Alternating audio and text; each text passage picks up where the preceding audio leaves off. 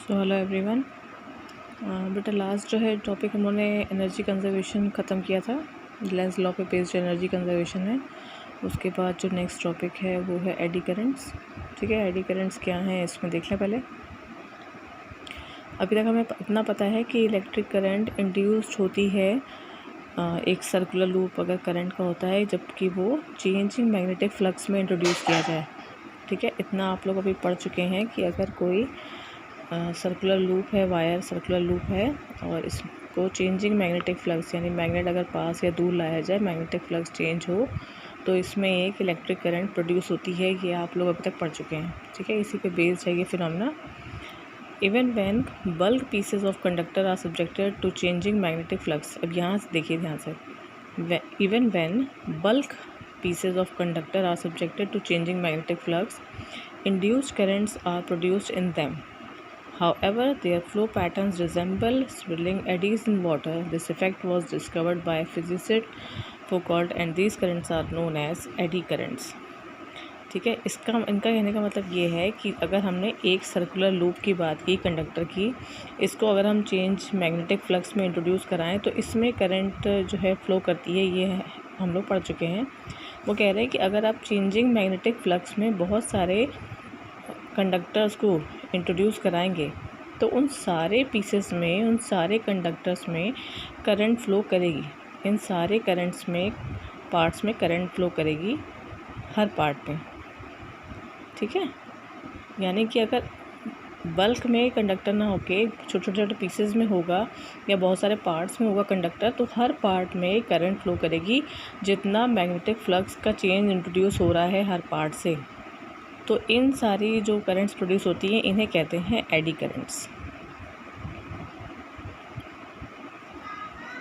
ठीक है, ये देखिए, consider the apparatus shown in figure 6.13। अब 6.13 फिगर में ये शो देखिए, इसमें क्या दिखा रहे हैं।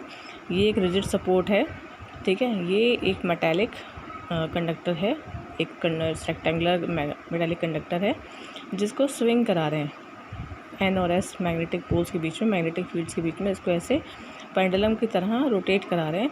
तो जब कंडक्टर फील्ड के अंदर घुस रहा है, बहुत दूर है, तो मैग्नेटिक फ्लक्स ऑब्वियस है कुछ पास नहीं हो रहा होगा।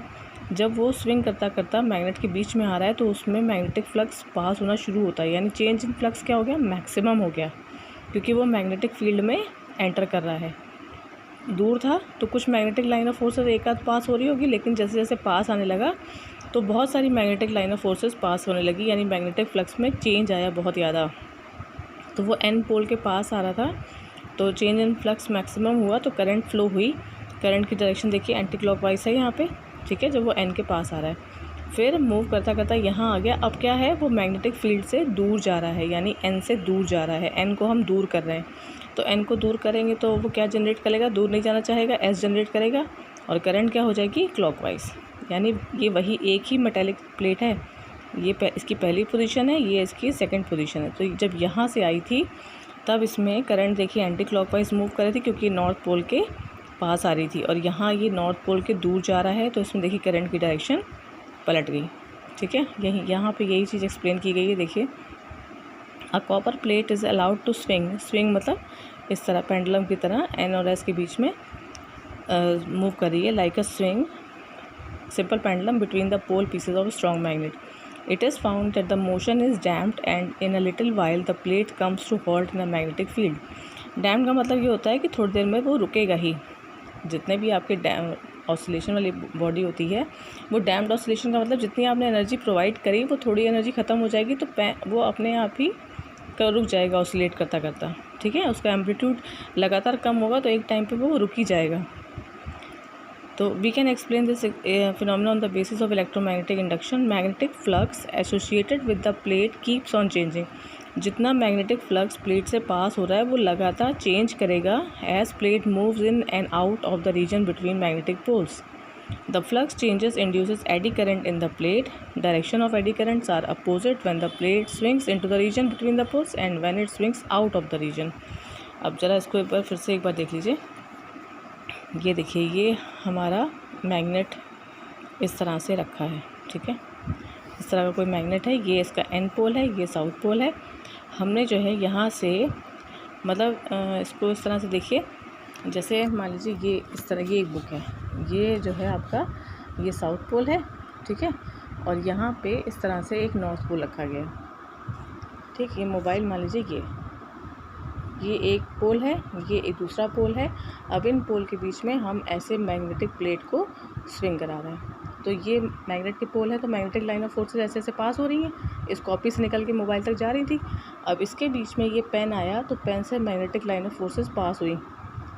जैसे जैसे पेन हिल रहा है, मैग्नेटिक लाइन ऑफ फोर्सेस जितनी उससे पास हो रही हैं उसमें कुछ ना कुछ चेंज आ रहा है। तो जितना चेंज आ रहा है मैग्नेटिक फ्लक्स में, उतनी ही करंट उसमें फ़्लो कर रही है, ठीक है।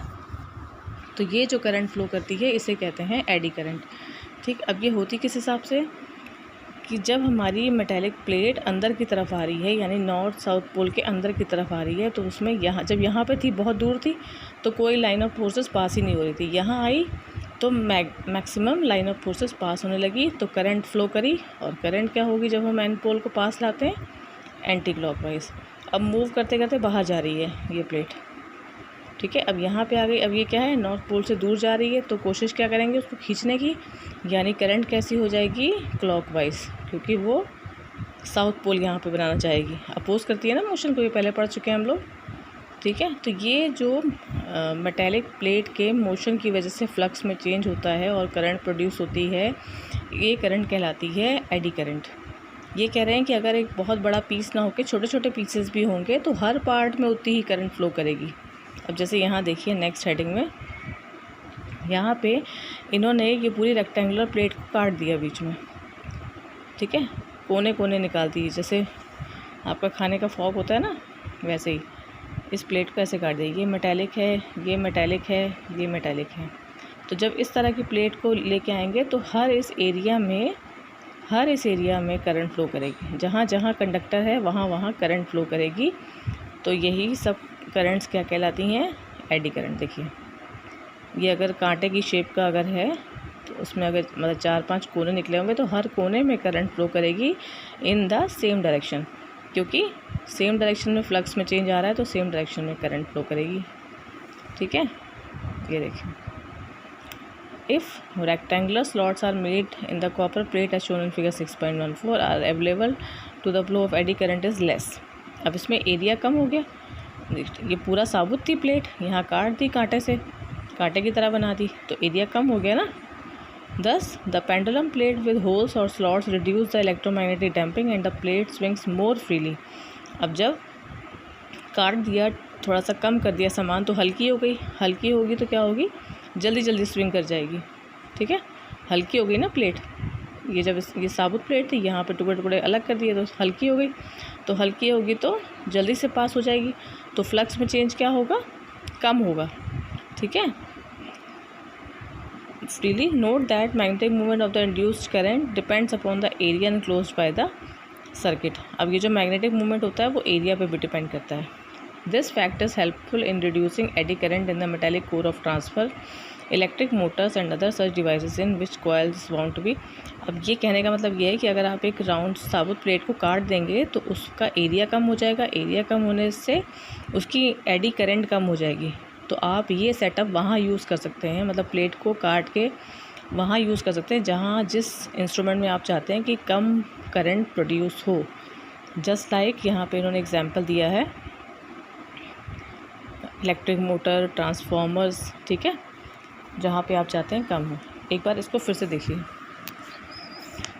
जैसे हमारा ये मैग्नेट है, ये साउथ पोल और ये नॉर्थ पोल, एक स्ट्रॉन्ग मैग्नेटिक फील्ड क्रिएट की गई है। मैग्नेटिक फील्ड का मतलब मैग्नेटिक लाइन ऑफ फोर्सेस ऐसे ऐसे पास हो रही होंगी, नॉर्थ पोल से निकल के साउथ पोल में जा रही होंगी, ऐसे ऐसे। अब यहाँ से हम प्लेट को मूव कराते हुए लाए पेंडुलम से, वो दूर थी, पास आई, मैग्नेटिक लाइन ऑफ फोर्सेस ज़्यादा हो गई, चेंज हो रहा है मैग्नेटिक लाइन ऑफ फोर्सेस में, यानी फ्लक्स प्रोड्यूस हो रहा है। तो जितना फ्लक्स प्रोड्यूस हो रहा है उतना EMF इंड्यूस होगा इस मेटालिक प्लेट में और उतनी ही करंट फ्लो करेगी।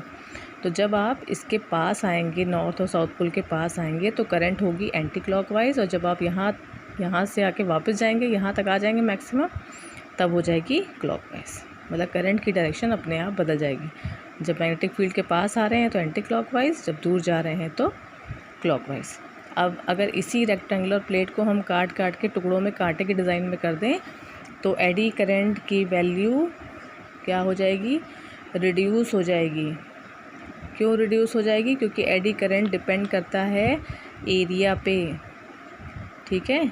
तो अगर आपने एरिया काट के छटक के छोटा कर दिया, ये इस एरिया को काट छाट के आपने इस डिज़ाइन का बना दिया या छेद कर दिए, सपोज़ इस डिज़ाइन का बना दिया, एरिया कुछ भी कम कर दिया, तो आपकी एडी करंट भी रिड्यूस हो जाएगी।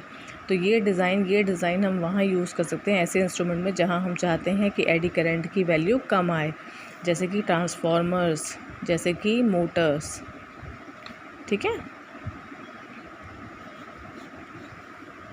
तो ये है आपका एडी करंट का topic.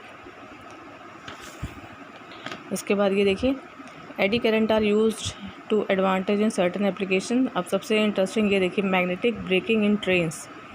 Strong electromagnets are situated above the rails in some electrically powered train. When the electromagnets are activated, the eddy current induced in the rails opposes the motion of the train, as there are no mechanical linkage. अब ये जो eddy current वाला concept है, ये train को रोकने में भी काम आता है। कैसे, जैसे ये आपकी रेल की पटरियाँ हैं, ठीक है, तो इनके ऊपर जस्ट आपका क्या है, स्ट्रॉन्ग मैग्नेट्स लगे हैं, जिन ट्रेन्स में हो सकता है ये सेटअप, इलेक्ट्रिकल पावर ट्रेन में स्ट्रॉन्ग मैग्नेट्स लगे हैं। जैसे ही आपकी ट्रेन आती है, ट्रेन के नीचे क्या लगे होते हैं, मेटल्स लगे होते हैं। जैसे ही आपका कंडक्टर इसमें से पास होता है, ट्रेन आई, ट्रेन का मेटल्स इसमें से पास होता है, तो इलेक्ट्रिक फ्लक्स में चेंज आता है, यानी करंट फ्लो करता है, ठीक है। तो जब वो घुसती है तो वो क्या करेगा, उसको घुसने से रोकेगा, और जब वो फोर्स लगा के पास हो जाएगी तब भी क्या करता है, उसको दूर जाने से भी रोकता है। तो ये एक तरह का ब्रेक का काम करता है to stop the moving train, ठीक है। अगर आप मैग्नेट्स लगा देंगे नॉर्थ और साउथ पोल और मेटल इसमें अंदर आएगा, तो यहाँ पे जब होगा तो करंट कैसी करेगी, एंटी क्लॉकवाइज। सेम उसका याद रखिए कि जब आपकी कॉइल होती है तो मैग्नेट जब घुसता है तो वो उसको घुसने नहीं देता, और जब दूर जाता है तो दूर नहीं जाने देता। तो यही कंसेप्ट यहाँ पे, ये स्ट्रॉन्ग मैग्नेट्स लगे नॉर्थ और साउथ पोल, और जब मेटल इसके अंदर आ रहा है तो एडी करंट प्रोड्यूस हो रही है, वो इसको पहले घुसने नहीं देगी, और अगर फोर्स लगा के इंजन का फोर्स लगेगा, घुस भी जाएगी, दूर जाने की कोशिश करेगी, तो वो उसको दूर भी नहीं जाने देगा। अब ऐसे मैग्नेट अगर सीरीज़ में लगे हों तो वो एक ब्रेक का काम करते हैं, यानी ट्रेन की स्पीड को रिड्यूस कर सकते हैं, ठीक है। तो ये था आपका बेटा एडी करंट। इसको एक बार बुक से पढ़ लीजिएगा और फिर मुझे बताइएगा कि समझ में आया कि नहीं।